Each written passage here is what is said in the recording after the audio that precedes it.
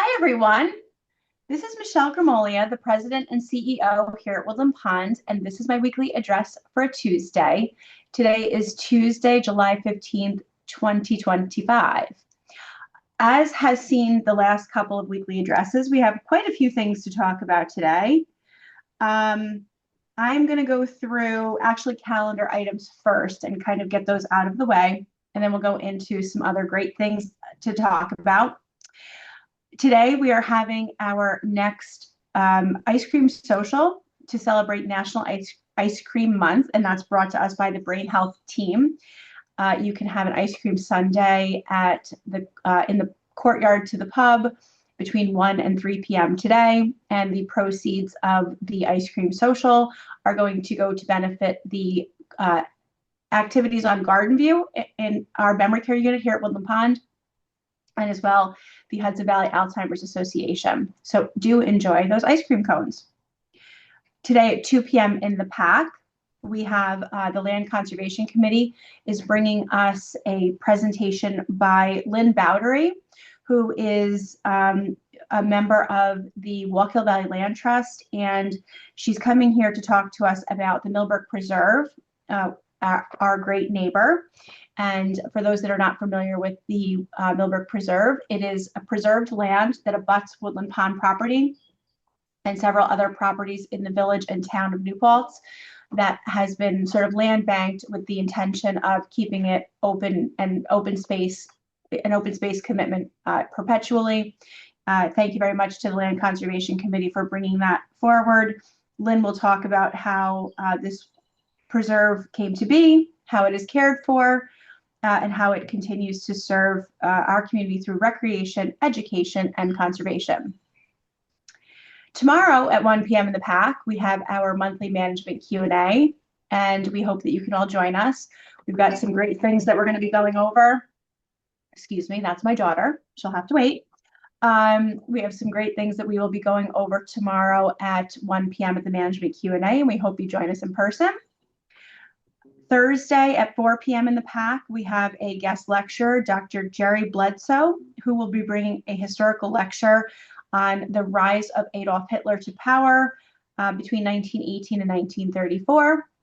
So if that is of interest to you, you certainly are welcome to attend that. Friday at 2:45 in the courtyard, the Starlight Trio will be back, and in the case of extreme heat, that will be moved into the Performing Arts Center. And Monday at 4 in the PAC, we will be bringing in a guest lecturer who is a Professor Beth Forrest from the Culinary Institute of America on her talk, Damned Dinner, Eating in the Wilderness of Hell. And the Professor Forrest, just of note, is a professor of liberal arts and applied food studies at the CIA, and she teaches culinary history and food studies. I think that sounds like a really cool topic. I'm sure you're going to enjoy that. And I think that the overwhelming theme here, if you were kind of to go back and listen to all of the things that we have on the calendar listed here, you hear the PAC over and over again. And this is so very supported by the fantastic news that we've received over the weekend related to the capital campaign. We put out a plea to everyone over in the Chanticleer on Friday to please try to get responses in. We're now up to 172 responses between paper responses and SurveyMonkey responses. And the number of folks that have indicated that they are interested in making a contribution has increased to 67%. We were at 62% last week. So we got a vast number more responses, and the overall percentage of folks that are interested in contributing, if we proceed with the capital campaign, has gone up to nearly 70%. And again, this does not surprise us. This is a fantastic project. I know so many have come and said it just makes so much sense to do this financially this way, without having to incur interest costs, which is how we will do it if we do it as part of the bigger project. We will talk some more about it. We did get some very significant commitments. There are two responses in the responses that have indicated that they have an interest in donating $1 million or more each. We will work to identify those folks. If you were the person that indicated that, and you're open to a discussion, first of all, we thank you so very, very much. We know that the support of the performing arts is huge here at the community, the opportunity for lectures and performances and everything. So this is not a surprise, but because these are anonymous, we will have to figure out ways to get in touch with you.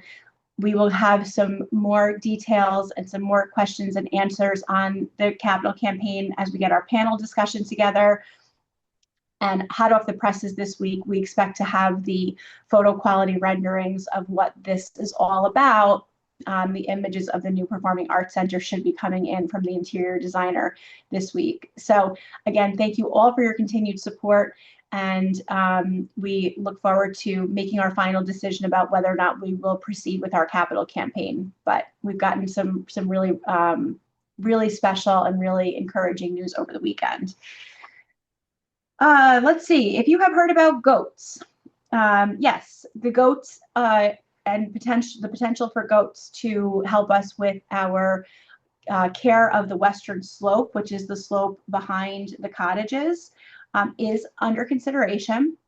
This is something that we do try to mow or trim that western slope once a year so that the foliage does not become so large that it becomes either a view shed impediment or otherwise just looks like a giant entanglement or overgrown with sumac or whatever. And in looking at different options and thinking about, some different ways that we can be looking at things, particularly in light of our natural lawn care approach at this point, we are looking into goats. We are not yet at a point where we're able to discuss this with any committee or any individual in particular, because we just don't have details related to the security of the goats, the cost, how this would all work. But we are dipping our toe in and looking to identify if goats would be an option. We've learned a lot over the last couple of weeks about goats. Like, for example, did you know that not every goat will eat the same type of foliage? And so if you bring in a herd of goats to help you with your property maintenance, you have to swap them out because certain goats have taste buds for certain types of things and certain for others. And so many more fun facts. So there may be more to come on goats. And as we get closer, I'm sure that will go to landscape, sustainability, and plant ops for some discussion. This morning, if you had looked in the classroom at around 9 o'clock, you would have seen a dozen or so of our staff members in the classroom learning the 2-chair fallen person assistance method. I know that's a mouthful. But this is for those independent living staff members that may be available to help a resident or anyone that has fallen on the ground that may be able to get up off the floor with the assistance of someone guiding them and then providing 2 chairs, one to lean on and help themselves up, and then one to sit on once they're up. We have, as part of our safety committee, determined that all full-time staff and all part-time staff in independent living will be trained on the 2-chair method. Of course, the staff in the health center, meaning the CNAs, the HHAs, the RNs and LPNs, and of course the therapists are all actually certified clinicians, bedside care, direct caregivers, and are fully trained and immersed in how to help residents off the floor. In independent living, that's not so much the case. But we know that there are times that with a little bit of guidance and reassurance, and as long as you're feeling up to it, no pain, no concern that you've hit your head, we know that a lot of you want to try to do that and get off the floor. So this is a great way to do that. We are working on getting all the staff trained, and at some point there may be an opportunity for residents to be trained as well. But just stay tuned on that. Tomorrow, 9 o'clock, there is a meeting of the Ulster County First Industrial Development Agency and then Capital Resources Corp.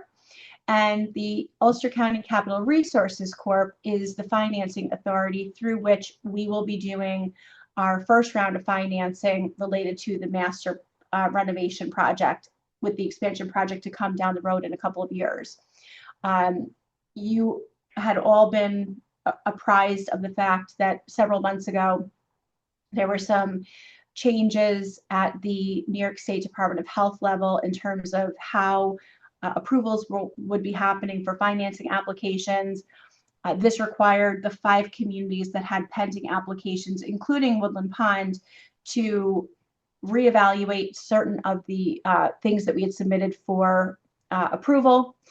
We took some time to do that, as did our colleague communities, and we are now back in the process of moving towards approval on the financing application, for which we're hoping is going to get financed in the fall. So one of the first parts of that meeting is that we will be going to that CRC meeting tomorrow morning. We are on the agenda. There will be a public hearing, and we went through this entire process back in the spring for a total borrowing of 23 to 25 million. We've found some additional debt capacity because our finances have strengthened. The market has improved. So we're going to be able to borrow a bit more, which is fantastic. We can get more of the renovation done on campus at the same time. And there will be a public hearing on that. We can talk some more about that tomorrow at the management Q&A, but you will see a public hearing. So you will start to see that the ball is rolling again on this financing application. And what that means is that, assuming all things go forward as we hope that they will, we will start to see construction equipment, renovations starting within the next several months, but do stay tuned on that. Our next family council meeting for the health center is going to be on July 29th at 5 p.m. That is available to you on Zoom or in person in the classroom. And we strongly encourage loved ones, which include interested neighbors of our health center residents, to please attend that. And we will make sure that that Zoom invitation gets circulated. All right, now we'll go into our rumor mill for today and suggestion box. We have quite a few, as we have had over the last several weeks, and I will, of course, ask you to please keep these coming. This is some really good information. This says, I was pleased to hear at management Q&A that Woodland Pond will no longer serve produce with harmful pesticides that can damage our bodies and our environment. When will this go into effect? Will it be all fruits and vegetables? If not, which ones specifically will be pesticide free? Where this came from was a goal of the dining task force of SUSCOM, Sustainability Committee, to make it a 2025 goal to eliminate the non-organic versions of what are considered to be the, quote, dirty dozen produce items. And the dirty dozen is something that if you were to Google it, you would see that it's a new list that's generated, I think, annually of the produce items that are considered to be the most heavily impacted by pesticide use. And so the SUSCOM task force, working with dining, felt that it was really important for us to move away from the non-organic versions of the dirty dozen as much and as practically as possible. And so we've made some great inroads on that. Starting this past Monday, no, a week ago Monday, which was the 7th, the following items from the Dirty Dozen already have now gone completely organic here at Woodland Pond, and that includes spinach, strawberries, mixed greens, baby kale, grapes, apples, and blueberries. And Jared and Phil are looking at the others on the list to ensure that we can provide access without really literally breaking the bank, because some of these things become extremely expensive, but we've made great inroads and we will continue to do so on that. Okay, what would my salary be for the new educational and cultural chairperson? Also, do I need fieldwork experience? And do I earn a vacation the first year on this job? I think that this person is referring to potentially a committee chairmanship of the new activities committee that we are developing. Unfortunately, there is no paid vacation for this job, and it may be somewhat thankless at first, but we are very excited about an activities committee to really formalize our approach to planning for activities, getting resident feedback, coordinating with health center activities and independent living activities together, broadening the opportunities that we have for the residents. And if you are interested, I believe we are still taking signups for the committee that will eventually be selected, and working with Carrie and Jason and Gretchen to move programming forward, and Sue Close and her entire team in the Health Center. Okay, I find the portion sizes of fish entrees, vegetarian entrees, and vegetable side dishes to be way too small, and I leave the table still hungry. Can there be an option to check off large portion size when ordering these types of dishes? So this is typical Woodland Pond. Last week we had a suggestion box that said that the portion sizes were too big, and could we have a smaller size portion? So as with everything dining related and recreation related and so forth at Woodland Pond, it's like a 50-50 split. I have passed this along to Phil because one thing we have heard, I'd say somewhat more consistently, is that if we are going to have a larger portion, that the resident interest is in having the portion be larger related to the protein item or the vegetables, the sides. Phil has asked me to remind everyone that if you wanted to have more veggies, you could select 2 vegetable sides instead of a vegetable and maybe a potato or a rice. So that's always an option available to you, but this is something that he and his team are going to look at. And I would suggest keep reinforcing these desires at dining committee, because this is the kind of thing that we're listening to. Okay, I find many of the entrees to be too hot and spicy, and I find the soups too salty and peppery. Can there be an option to check off not hot and spicy and or no salt and pepper when ordering from dining? And the answer generally is no. And that's because although everything that we do prepare is a different menu every day, except for the always available items, but everything is prepared in advance. So although items are cooked when you order them, everything is prepped in advance. So there isn't an option to necessarily select at the table side not spicy or not salt and pepper. One of the things that I did talk to Phil about in reading this comment was, should we have an entree item each evening that is seasoning free? That made him bristle, and as a professional chef background, restaurant background, and that made me bristle as a home cook, because I know that even though we don't want to overly spice things, you need to have some kind of spice happening, especially a little bit of salt and pepper in most dishes as you go, because that's kind of what draws the flavor out. It's not only about adding the taste of the salt, for example, it actually kind of changes the chemistry of how you eat. So we are going to think about this. We don't know if it will be popular, but we certainly could think about doing a completely seasoning-free entree, hot entree at dinner time each day. I think I'd like the dining committee to explore this a bit more and understand if we think that that's something even worth trying. Historically here, we've always been willing to try anything for a while and see how popular it is, but it wouldn't be for all dishes. It would be one specific item on the menu each day, and then that would be a good starting point for us to evaluate the interest. Would it be possible for the staff ID badges to have their names on both sides? Sometimes it gets flipped around. The residents have their name on 2 sides, and it is very helpful. And you are exactly right. Our badges are challenging. And the reason for that is because, well, there's a couple of reasons. There's a couple of problems with our badges. And I actually offered 100 of my own personal dollars to our new staff members at orientation last week if they could come up with a solution to this 16-year-old problem. But our badges, although they are for our names and our photographs, are primarily used for badge accessing, swiping in and out of secure areas. And so they need to be able to be movable. What that does, though, is it creates a situation where oftentimes they're flipped. Just the way that it happens to work out, they're oftentimes flipped. And in that case, our names are not visible because we have a required what's called a badge buddy on the back of the badge that has certain information that's important for all staff to have handy at any given time. They're mainly safety related items. So it's that badge buddy that creates the blockage of the back of the badge where we could theoretically put a label with the staff member name.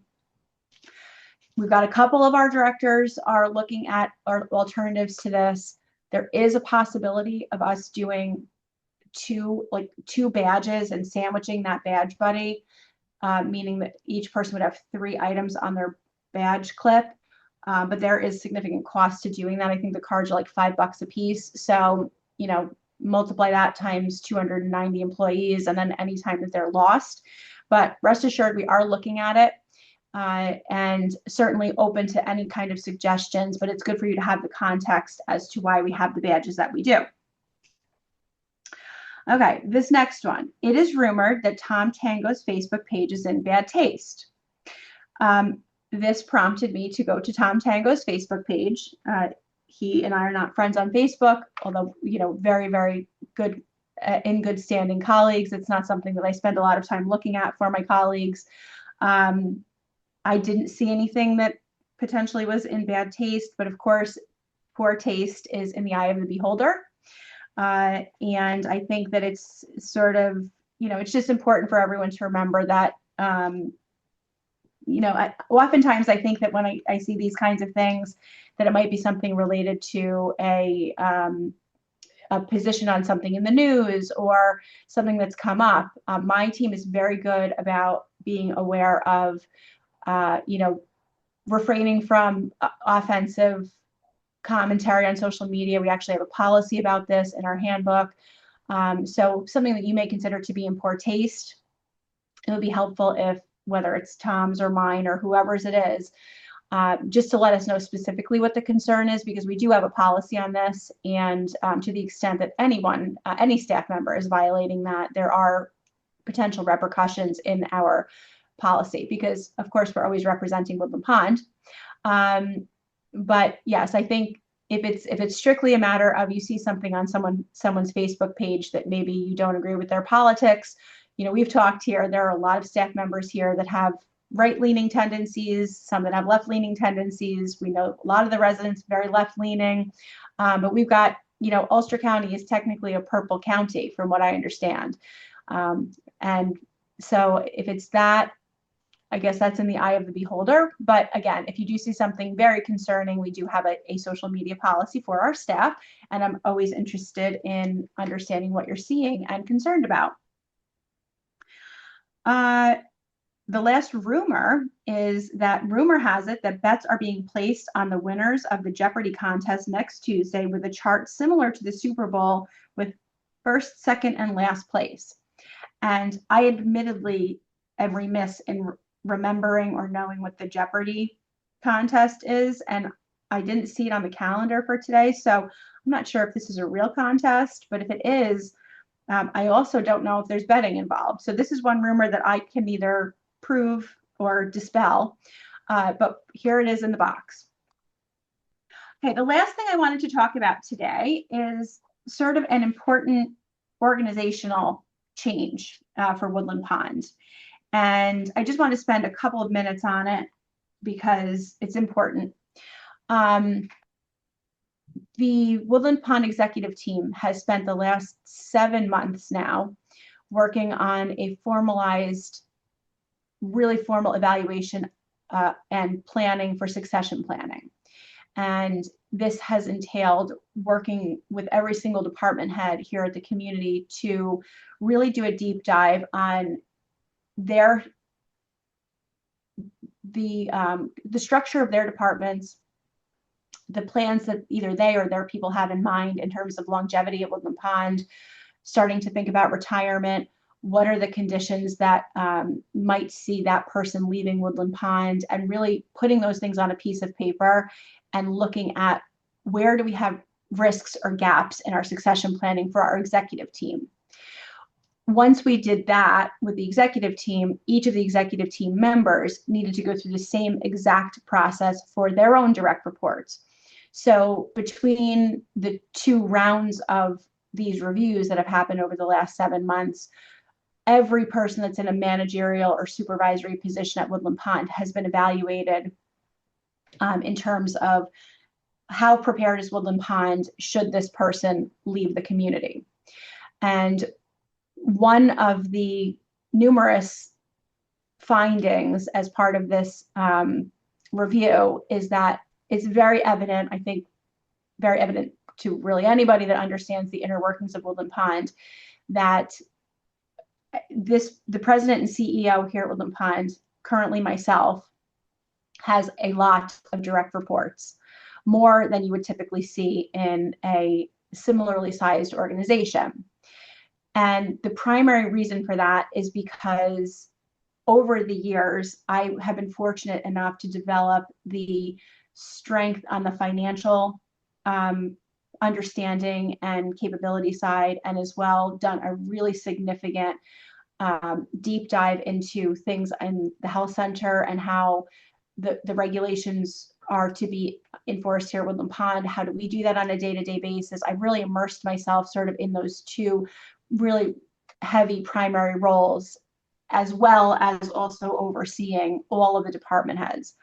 And it's a lot. And the strategic planning committee of the Woodland Pond board and the board of directors really are looking to make sure that there is enough sort of leadership level exposure to our department heads to make sure that enough attention can be paid, and that there starts to begin to be a succession plan should I eventually retire sometime down the road in 100 years.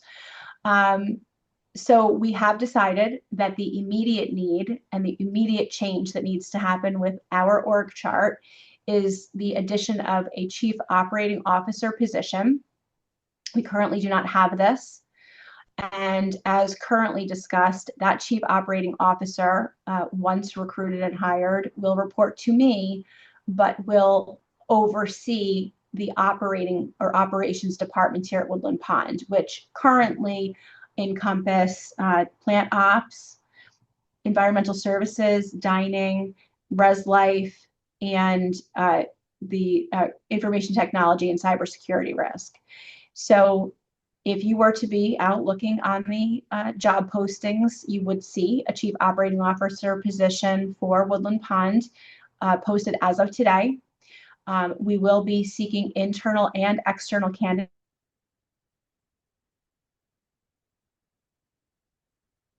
that is going to be filled. But one of the primary goals in recruiting the right person into this role is to allow myself to really start taking on more of that sort of bigger picture thinking that really needs to be happening in a dynamic and forward-thinking organization. Woodland Pond has been extremely fortunate, knock on wood, to have developed a fantastic reputation in the senior living industry. We have a fantastic group of residents and staff and loved ones and board members, and all of that has allowed us to maintain a very, very stable status quo for a long time. But we need to be flexible, and we need to be ready to change as the world changes and as the industry changes. And that thought leadership is something that needs to start at the top and start in my position. So by bringing in chief operating officer position, it allows me to delegate some of my day-to-day responsibilities in all of those operations departments, have that sort of clarity of time and clarity of mind to be focusing on things that I really want to be doing and that are right for the organization. Things like more enhanced strategic planning, risk evaluation and mitigation, the introduction of key performance indicators or KPIs, succession planning, just kind of all of those kinds of things. And we're very excited about this. And we hope that you will gain a comfort level with this, but there are sort of multiple different benefits to doing this, and it's important for you all to know that it's coming down the pike. That is all that I have for today. And with that, I will see you next Tuesday.